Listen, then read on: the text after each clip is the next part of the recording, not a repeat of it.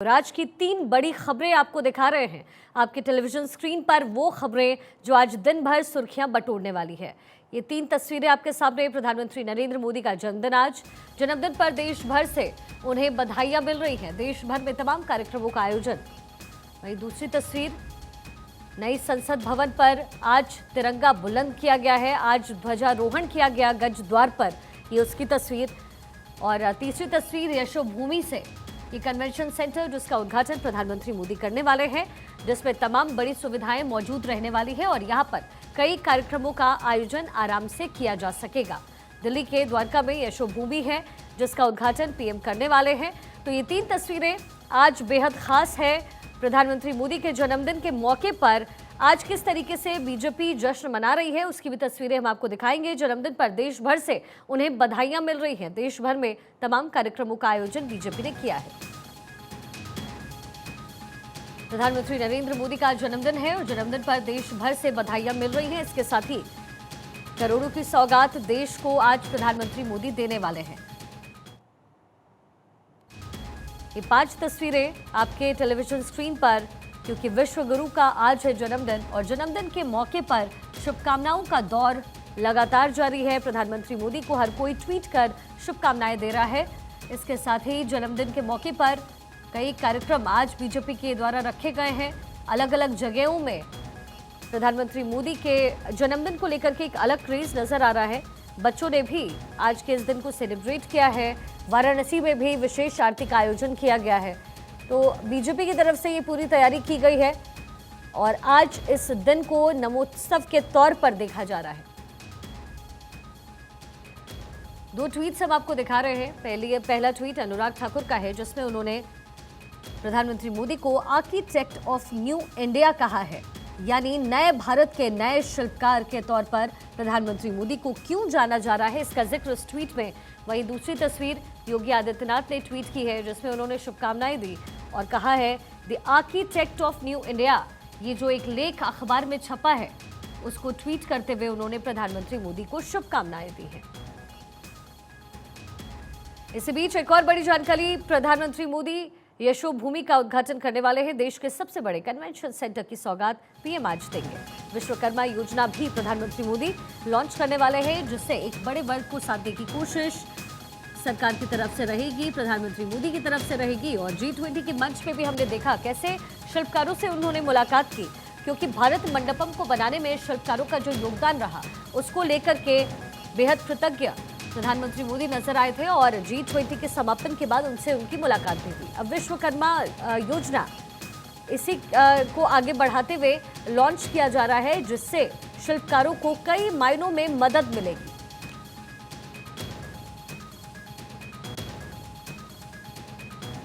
पारंपरिक शिल्प कौशल को बढ़ावा देना इसका एक लक्ष्य है। इसके साथ ही भारत में रोजगार भी बढ़ेंगे। इस योजना के तहत विश्वकर्मा समुदाय के लोगों को आर्थिक रूप से आत्मनिर्भर बनाना, ये भी एक मोटिव है प्रधानमंत्री का।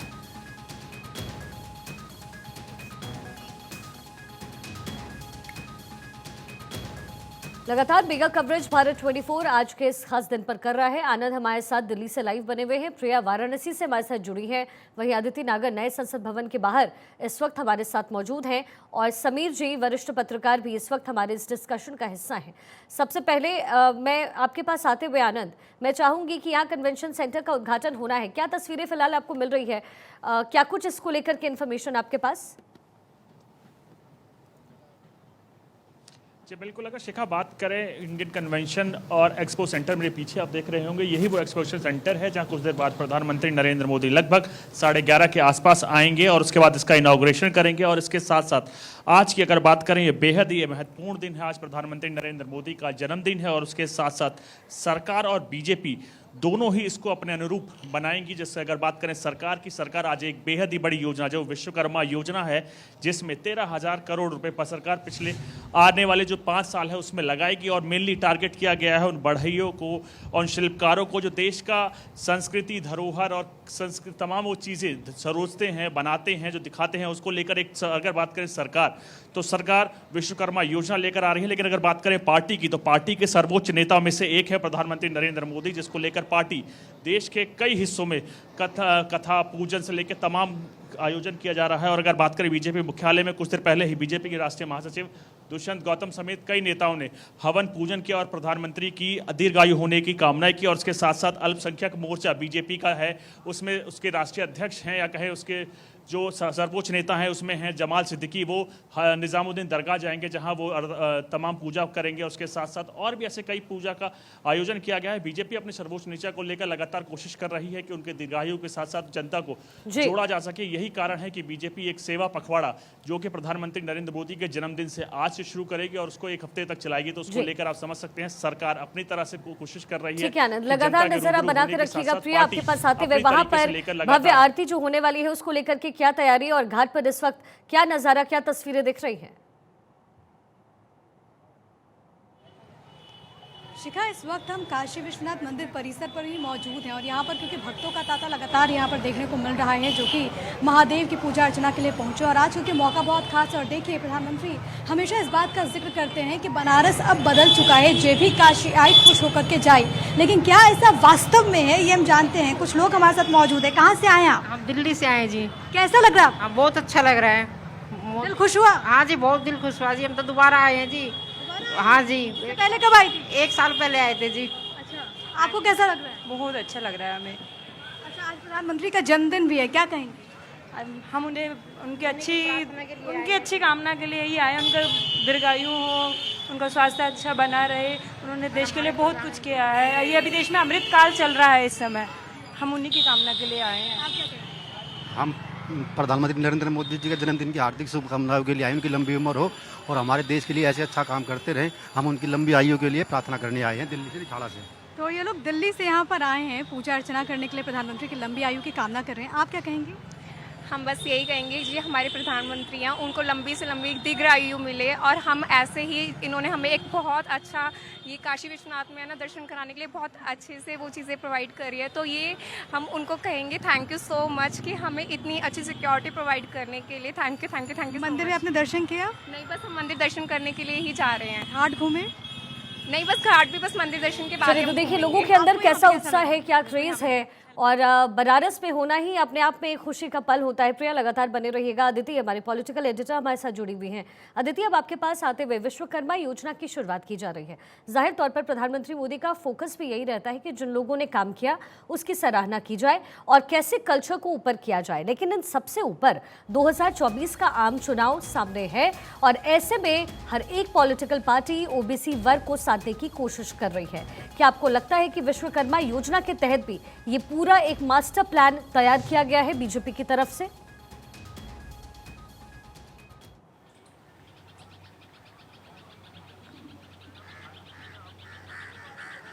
आदित्य, क्या आप तक मेरी आवाज पहुंच रही है? बिल्कुल शिखा, अब आ रही है। आप अपना सवाल रिपीट कर सकती हैं? बिल्कुल अदिति, मैं आपसे ये सवाल कर रही थी कि विश्वकर्मा योजना इसे लॉन्च किया जा रहा है, जाहिर तौर पर एक वर्ग को फायदा तो मिल ही रहा है, लेकिन विपक्ष की तरफ से भी यही कहा जाएगा आने वाले दिनों में, और न केवल विपक्ष की तरफ से, विपक्ष खुद भी इस स्ट्रैटेजी का इस्तेमाल कर रही है क्योंकि 2024 में आम चुनाव है और ओबीसी वर्ग को साधने की कोशिश पॉलिटिकल पार्टीज लगातार कर रही है। क्या इस योजना के तहत आपको फायदा मिलता हुआ नजर आ रहा है? देखिए, बिल्कुल आपको मैं बता दूं, जिस तरीके से प्रधानमंत्री नरेंद्र मोदी ने एक महीने पहले कैबिनेट में इसकी मंजूरी दी गई और मंजूरी देने के बाद अब आप देखें इसका पूरा का पूरा फायदा कैसे मिलेगा। सबसे बड़ी बात, प्रधानमंत्री नरेंद्र मोदी अर्थव्यवस्था की बात करते हैं। अर्थव्यवस्था की जब हम बात करते हैं तो हम हमेशा इसको ऊपर हायर कास्ट अपर कास्ट से बात करते हैं। ये वो काम है जो ग्रामीण अर्थव्यवस्था को ठीक करता है, उनको स्किल्ड करेगा। 30 लाख घरों को जब इफेक्ट होगा तो अगर इसका पॉलिटिकल, जिस तरीके से आपने सीधे कहा, और प्रधानमंत्री ने लाल किले के प्राचीर से एक बात कही थी कि जो लोग पीढ़ी दर पीढ़ी अपने जो स्किलफुल, जो ये परंपरागत जो उनका काम है, चाहे वो शिल्पकार का हो, कारपेंटर का हो, मिट्टी बनाने के बर्तन का हो, तमाम ऐसी चीज़ों का हो, जो पीढ़ी दर पीढ़ी चल रहा है वो फेड ऑफ हो रहा है। मैं इस योजना के माध्यम से उनको कैसे मदद मिलेगी, और ये खास करके लोग ओबीसी वर्ग से आते हैं। तो सबसे बड़ी बात है, जहां एक तरफ रोहिणी कमीशन की रिपोर्ट तैयार हो रही है जिसमें कोटा पे कोटा यानी रिजर्वेशंस को बेहतर तरीके से ऑर्गेनाइज करके किया जाए, जिसके लिए कहा जा रहा है कि 18 से 22 के संसद सत्र में कुछ हो सकता है। वहीं विपक्ष, देखिए सबसे पहले समझना होगा कि 2024 के लिए ये जो ओबीसी वर्ग है ये पहले किसका वोटर हुआ करता था। मायावती का वोट बैंक की बात कर लें या इंडिया गठबंधन के जितने भी आरजेडी से लेकर जेडीयू से लेकर जितना भी गठबंधन है, उनका एक्चुअल वोटर बैकवर्ड क्लास था, ओबीसी क्लास था। और भारतीय जनता पार्टी का ब्राह्मण और जो बढ़िया की पार्टी मानी जाती थी। लेकिन अब धीरे धीरे धीरे अपनी चाहे फिर योजनाओं के माध्यम से अपने तरीके से, जिस तरीके से सीधा आप ओबीसी वोटर्स को या फिर कह लें बैकवर्ड क्लास को आप साधने की कोशिश कर रहे हैं। और ऐसा नहीं है कि ये सिर्फ अगर इसको देखा जाए तो हिंदुओं के ओबीसी वोटर भी और मुस्लिम समुदाय के पसमानदा वोटर जो बैकवर्ड क्लास में आते हैं उनको टारगेट करने का सीधा तरीका है। लेकिन ये सिर्फ चुनावी तरीके से नहीं, उनको योजनाएं दी जा रही हैं, उनको लाभ दिया जा रहा है, रूरल अर्थव्यवस्था को बेहतर किया जा रहा है। आप उनको पहले जो उनके पास औजार थे उनको मॉडर्न औजार दे रहे हैं। जैसे आपने किसानों के साथ उनको बेहतर फर्टिलाइजेशन, बेहतर वो जो तमाम चीज़ें दी जिससे वो बेहतर खेती कर सके, बेहतर क्वालिटी ऑफ सीड्स दिए, ठीक वैसे ही इन तमाम लोगों को जिनको कोई नहीं पूछता था, जिनका काम फेड ऑफ हो रहा था, उनके लिए ये सोचा गया, उनको ये स्किल दी जाएगी। और आप पर डे की ट्रेनिंग में 500 रुपये देंगे, उनको 15,000 तक के नए औजार भी देंगे, उसके बाद आप उनको लोन भी देंगे, और अगर वो बेहतर करते हैं तो आप लोन की दूसरी सेकंड पार्ट भी देंगे। तो ऐसे में आप सोचिए 30 लाख घर, और एवरेज में एक घर में 4 आदमी को आप मानते हैं जो वोट करते हैं, क्योंकि सबसे ज्यादा वोटर यही तबका होता है। तो आप सोचिए कि जो नरेंद्र मोदी, अमित शाह, भारतीय जनता पार्टी की जो स्ट्रेटेजी है, नए वोटर को जोड़ना, ग्रामीण इलाकों में घुसना, क्योंकि आप नॉर्थ में तो जिस तरीके से अच्छे हैं, आप साउथ में जाना चाहते थे, वैसे ही आप पूरे देश में नए वोटर को कैसे जोड़ेंगे, ऐसे जोड़ेंगे। ये वो तरीका है, ये वो माध्यम है। और कि आप ये इतने बड़े ओबीसी कांग्रेस वर्ग की को तरफ से भी, सीधा, क्योंकि ये स्ट्रैटेजी तो कांग्रेस की तरफ से भी बनाई जा रही है, उनके लिए भी तो ओबीसी फैक्टर ही सबसे बड़ा फैक्टर है। बिल्कुल है, लेकिन अब आप यही देखना होगा, जहां पूरा इंडिया गठबंधन जिसका एक्चुअल वोट बैंक ओबीसी या पिछड़ा या बैकवर्ड क्लास है, वहां पर अब भारतीय जनता पार्टी ने अपना ब्राह्मण वोट या फिर जिसे बढ़िया वोट तो कंट्रोल कर ही रखा है। क्योंकि जब सनातन पे बहस होती है तो वो तो कंट्रोल्ड है ही, वो तो कहीं हिलने वाला है ही नहीं। क्योंकि फिर जिस तरीके से बयान आ जाते हैं तमाम जो इंडिया गठबंधन के नेताओं के बच्चों के या तमाम तरीके के, स्टालिन के बेटे के कह लें या मल्लिकार्जुन खड़गे के बेटे के कह लें, तो ब्राह्मण और बढ़िया वोटर्स को पता है कि हमें किस पार्टी के साथ रहना है। लेकिन अब इस माध्यम से देखिए एक बात बहुत साफ है जी समीर जी, अदिति जो बातें कह रही हैं कि फैक्टर्स बनाया गया है ओबीसी, ये सबसे बड़ा क्या फैक्टर 2024 में रहने वाला है? हम किसी की भी बात करें, हम बीजेपी की बात करें, कांग्रेस की बात करें, क्या ओबीसी फैक्टर को साधना, जिसमें पसमानदा मुसलमान भी शामिल है, क्या आपको लग रहा है this is the first and on the priority वाला फैक्टर जिसको फोकस कर रही है बीजेपी और साथ ही कांग्रेस भी?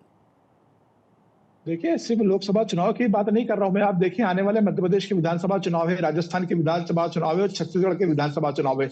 मध्य प्रदेश के अंदर 45% से ज्यादा ओबीसी वोट बैंक है, राजस्थान में 50% से ज्यादा ओबीसी वोट बैंक है, और पूरे देश में अगर देखोगे तो 50% से ज्यादा वोट बैंक ओबीसी का आता है, जिसमें तमाम तरह की जातियां शामिल है। एक लंबा समय रहा था जब भारतीय जनता पार्टी के साथ दूर था, ये बसपा के साथ था, ये आरजेडी के साथ था, ये समाजवादी पार्टी के साथ, ये कांग्रेस के साथ था, और छोटे छोटे दलों के पैकेट में बटा हुआ था। 2014 के चुनाव में प्रधानमंत्री नरेंद्र मोदी के साथ ओबीसी का एक बड़ा वर्ग जुड़ा है, और 2014 में प्रधानमंत्री मोदी ने जब कार्यभार संभाला उसके बाद लगातार ओबीसी की ओर फोकस करते चले गए, पसमानदा मुसलमानों की ओर फोकस करते चले गए। उसी का कारण रहा कि 2017 में उत्तर प्रदेश में भारतीय जनता पार्टी को प्रचंड बहुमत मिला, उसके बाद दूसरी बार उत्तर प्रदेश में प्रचंड बहुमत मिला है। 2019 में प्रधानमंत्री मोदी को 3 सीटें ओबीसी सपोर्ट के कारण मिली हुई है। आज सबसे ज्यादा ओबीसी मंत्री प्रधानमंत्री मोदी के मंत्रिमंडल में है, 18 से ज्यादा ओबीसी कैबिनेट मंत्री है। आज ओबीसी का सबसे बड़ा वोटर भारतीय जनता पार्टी के साथ जुड़ा हुआ है, और यही कारण रहा कि समाजवादी पार्टी और बसपा के मिलकर लोकसभा चुनाव लड़ने के बाद भी बसपा को 10 सीटें मिली और समाजवादी पार्टी को 5 सीटें मिली। 2014 में समाजवादी बहुजन समाज पार्टी का खाता भी नहीं खुल पाया था। तो मुझे ऐसा लग रहा है, और अब जब नीतीश कुमार जातिगत जनगणना बिहार में करवा रहे हैं, INDI गठबंधन जातिगत जनगणना का समर्थन कर रहा है, तो उनका पूरा ध्यान जातिगत जनगणना पर है और ओबीसी वोटर को इंडिया गठबंधन अपने साथ जोड़ना चाहता है, जो एक समय कांग्रेस का बड़ा मजबूत वोट बैंक होता था। मुझे ऐसा लग रहा है कि रोहिणी आयोग की जो रिपोर्ट राष्ट्रपति को सौंप दी गई है और वो किसी भी समय लोकसभा में पेश हो सकती है, और मुझे ऐसा लग रहा है रोहिणी आयोग की रिपोर्ट के बाद अब प्रधानमंत्री मोदी ओबीसी वर्ग को जोड़ने के लिए एक बड़ी योजना पे काम कर रहे हैं। और जो विश्वकर्मा योजना, जो आज विश्वकर्मा दिवस है, उसी दिन जो ये योजना लागू हुई है, 13,000 करोड़ की योजना 2028 तक लागू होगी और इसके अंदर 18 व्यवसाय को, जिसके अंदर बढ़ई है, कुम्हार है, नाव बनाने वाले हैं, झाड़ू बनाने वाले हैं, छोटे छोटे कामगार हैं,